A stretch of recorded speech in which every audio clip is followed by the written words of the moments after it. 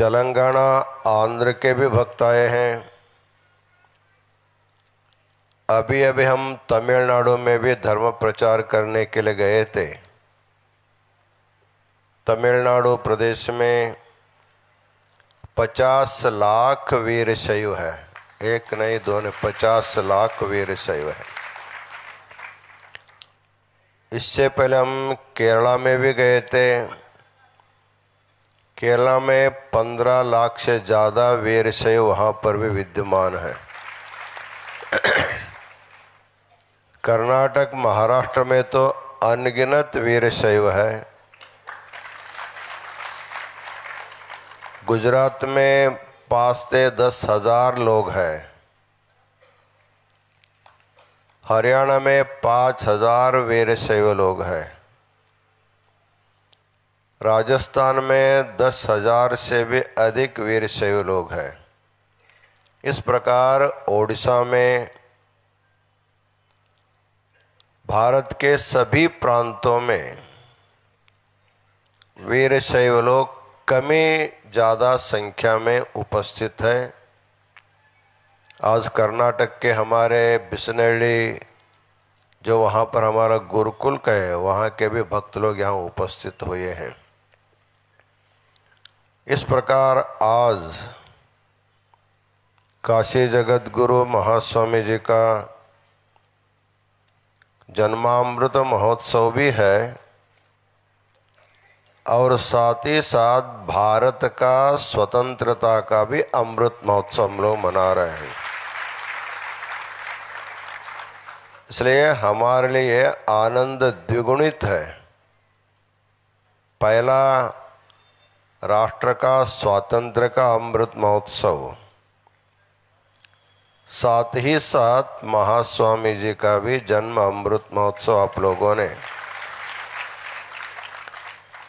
बहुत ही सुबह से धूमधाम से मनाया।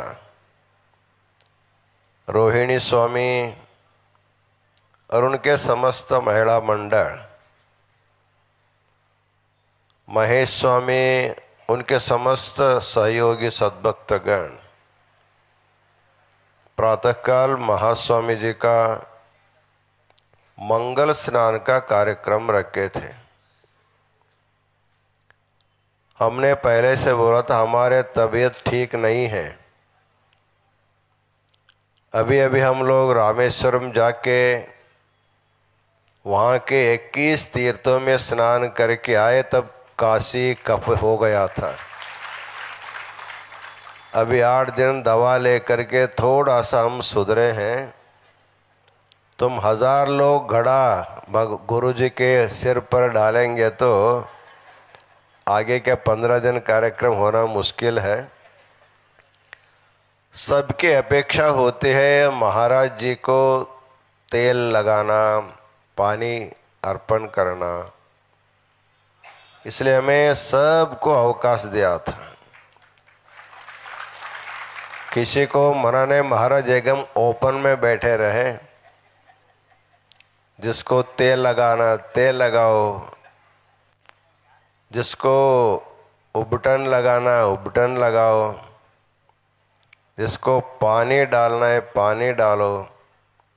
सब के लिए मुक्त अवकाश दिया गया था।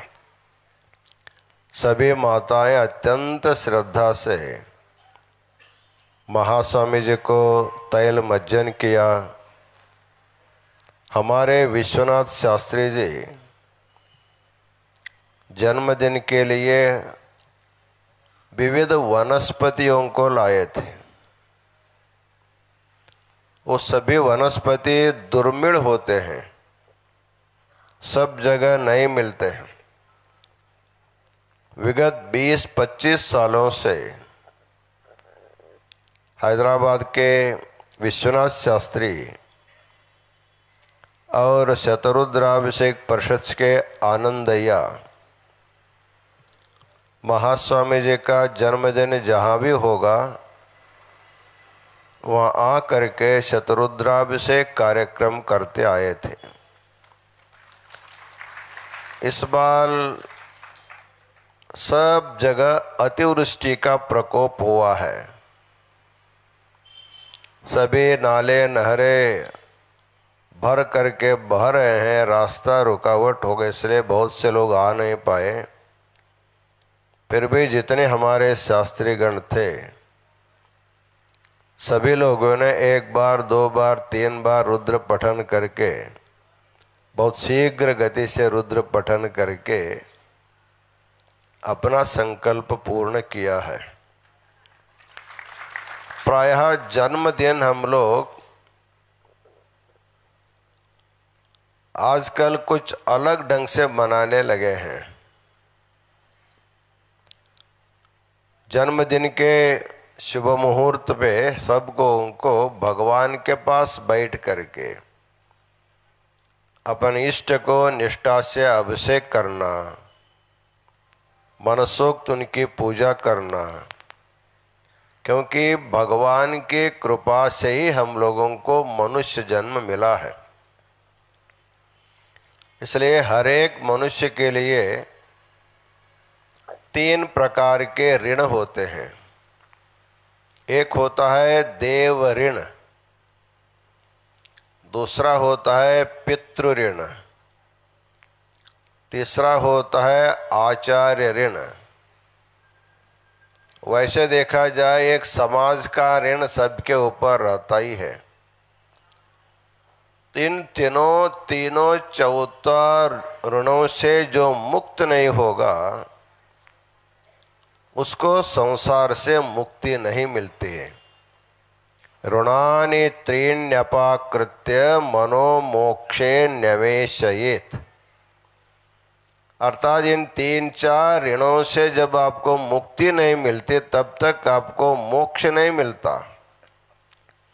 तो पहला ऋण क्या है? पहला ऋण भगवान का है, क्योंकि सृष्टिकर्ता भगवान ही है। यद्यपि हमारे पुण्य पापों के आधार पर ही वो हमको जन्म देता है, मरण भी देता है, सुख दुख भी देता है। तो सबसे पहले हम लोग अपने अपने इष्ट को प्रसन्न करने के रोज तो करना ही है। जिस दिन आपका जन्मदिन रहता है उस दिन आप फ्री रहते हैं, इसलिए उस सारे समय को अपने इष्ट को निष्ठा से पूजा करनी चाहिए। उसके बाद जितने वर्ष आपको हुआ है उतना घी का या तेल का दिया लगा करके भगवान की आरती उतारनी चाहिए। मतलब आपके कृपा से इतने साल समाज के लिए हमने अपने परिवार के लिए अपने उद्धार के लिए अर्पण किया है। हमारे जितने आयु बीत गए हैं वो आपकी सेवा में हम अर्पण करते हैं। बचा आयु कितना किसी को मालूम नहीं है। जितनी भी आयु बची है वो भी हमारे आयु लोक कल्याण के लिए उपयोग में आना चाहिए। क्यों? मनुष्य को स्वार्थ जो है कितना भी करेंगे तो मनुष्य का स्वार्थ पूरा नहीं होता। इसलिए अपने आयुष्य के कुछ भाग जो है लोक कल्याण के लिए भी उपयोग करना चाहिए। इस भावना से आपको भगवान को आरती उतारनी चाहिए।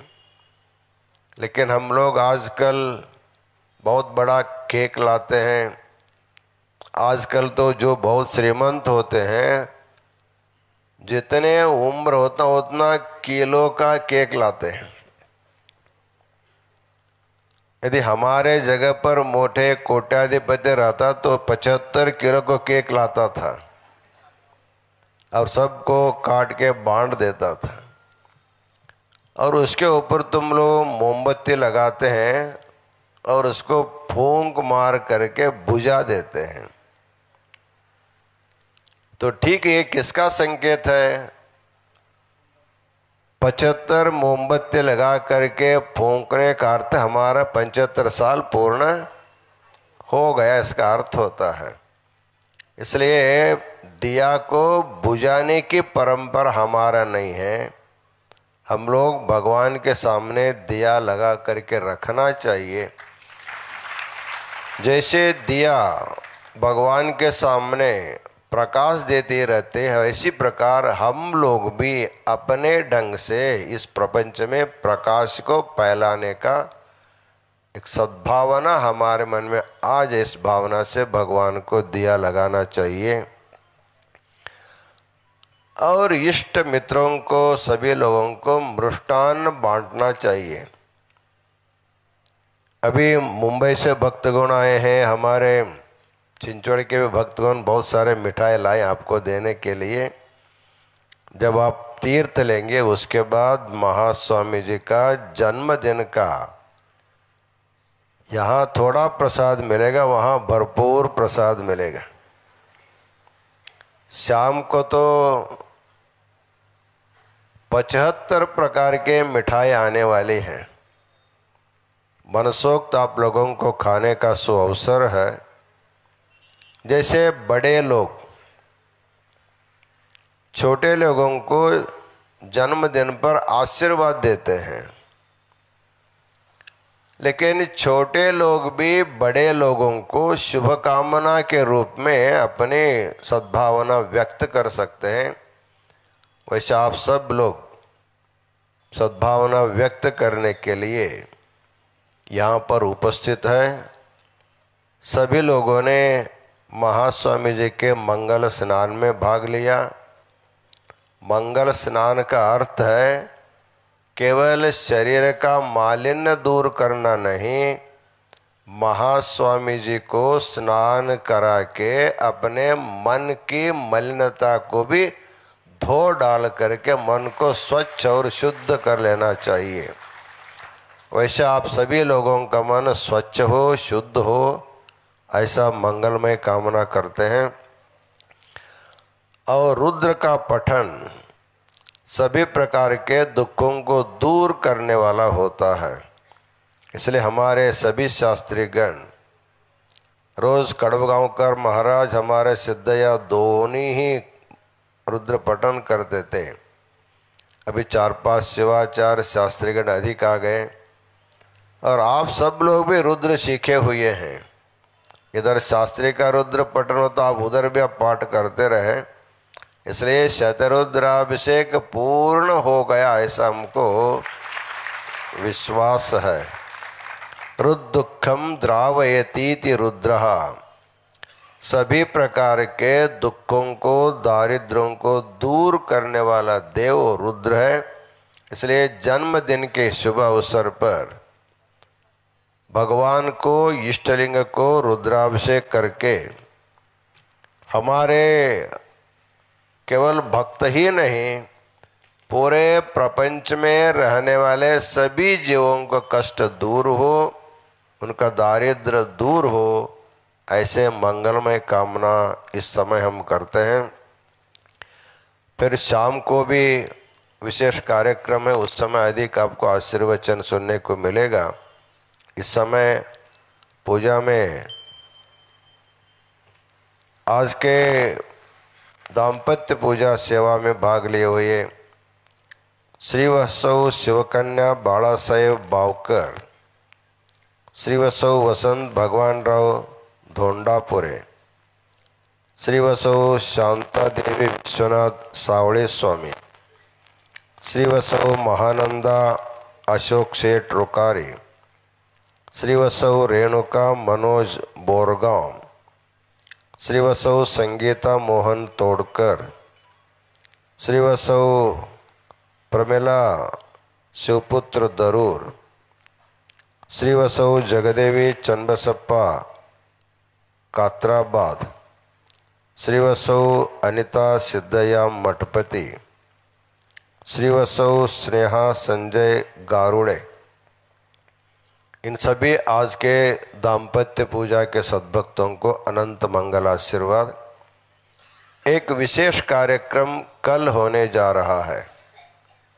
बेंगलुरु के माता इंदु कला अपने सहयोगियों से यहाँ आई है श्री सिद्धांत शिखामणि संस्कृत श्लोकों का शुद्ध और स्वरबद्ध स्वयं सीख करके अभी इंग्लैंड के भक्तों को सिखाने का काम वो प्रारंभ किया है। इतना ही नहीं, सिद्धांत शिखामणि संस्कृत श्लोकों का कैसे पाठ करना चाहिए उन्होंने पूरा पाठ करके रिकॉर्ड करके काशीपीठ को अर्पण किया है। उसको काशीपीठ के द्वारा, काशीपीठ का एक यूट्यूब है, काशी जंगम वाड़ी मठ ऑफिशियल यूट्यूब में आप जाएंगे तो उनके द्वारा 21 परिच्छेदों का पारायण करके उन्होंने उसको करने के लिए आप लोगों को दिया है। महास्वामी जी के अमृत महोत्सव के उपलक्ष्य में उन्होंने बहुत बड़ा गुरुदक्षिणा हमको अर्पण किया है। उसको हमने समाज को समर्पित किया है, उसका भी आप लोग उपयोग कर सकते हैं। आज एक माताजी संस्कृत में जन्मदिन के लिए अतिशय सुंदर रूप से संस्कृत श्लोकों का पाठ किया, उनको भी अनंत मंगल आशीर्वाद प्रदान करते हैं। काशी महास्वामी जी 2002 ईस्वी से जन्मदिन के उपलक्ष्य में श्रावण मास में जो भी महास्वामी जी को गुरुदक्षिणा के रूप में प्राप्त होता है उसको महास्वामी जी अपने खुद के या पीठ के लिए खर्च नहीं करते हैं, उसको समाज के गरीब होतकरू विद्यार्थियों को शिष्यवृत्ति प्रदान करने के लिए उसका हम लोग उपयोग करते हैं। पिछले बार भी आप लोगों ने बहुत सारा दक्षिणा दिया था, हम लोगों ने बैंक में रखा है। और इस पिंपरी चिंचवड़ पुणे परिसर में जो योग्य है, बुद्धिमान है और आर्थिक दृष्टि से गरीब है, ऐसे विद्यार्थियों को चयन करने के लिए हमने महेश स्वामी और अनुष्ठान समिति के लोगों को बताया था। इसलिए पिछले बार आए हुए गुरुदक्षिणा का व्याज के द्वारा हमको 10-12 विद्यार्थियों को देने के लिए अवकाश है। ऐसे विद्यार्थी इस परिसर के मेडिकल, इंजीनियरिंग अथवा अन्य टेक्निकल कोर्स सीखने वाले विद्यार्थी हो तो महोत्सव में भी 10-15 दिन है, आप उनको नाम दे सकते हैं। उसमें मेरिट के हिसाब से 10-12 विद्यार्थियों को पिछले बार के गुरुदक्षिणा में हम दे सकते हैं। अब इस समय फिर हम आए तुम्हारे गांव में, इस समय फिर हमारे जोड़े आपके सामने रहेगी। आज के बाद जो भी गुरुदक्षिणा आप हमको देंगे वो सारी गुरुदक्षिणा आप ही के बच्चों के शिक्षण के लिए उपयोग में होगा, आप सब लोग जानते हैं। उसके लिए दे एक शिष्यवृत्ति अकेला कोई देना चाहता है, पहले 1 लाख में होता था, अभी लाख में नहीं होता, ब्याज दर जो है आधा घट गया है। इसलिए कम से कम 2 लाख रुपया यदि कोई व्यक्ति डिपॉजिट रखता है, उनके नाम से निरंतर एक शिष्यवृत्ति उनके नाम से दिया जाएगा।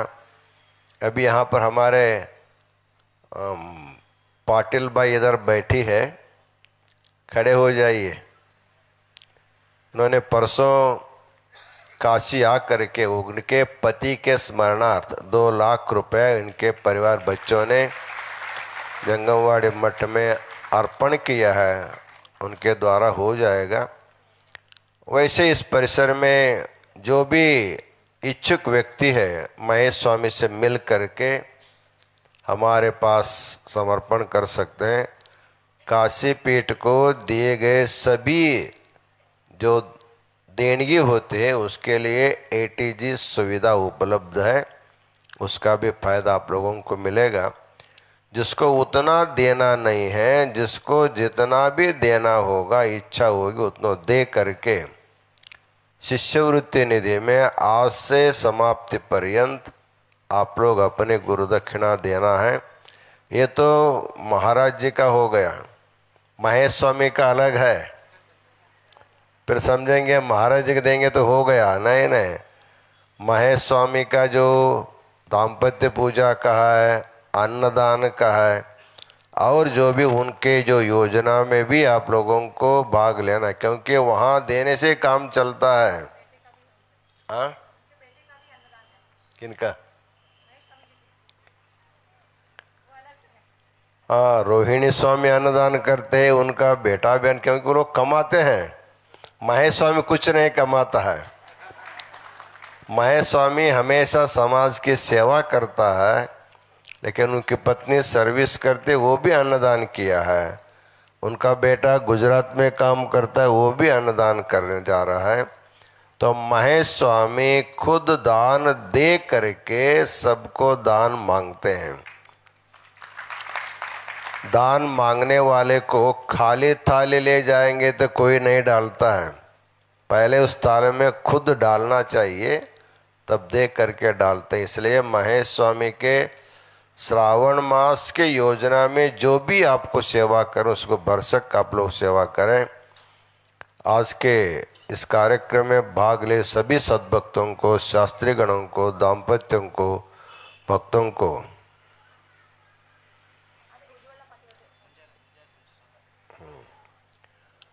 देखिए, आज शुभारंभ हो गया।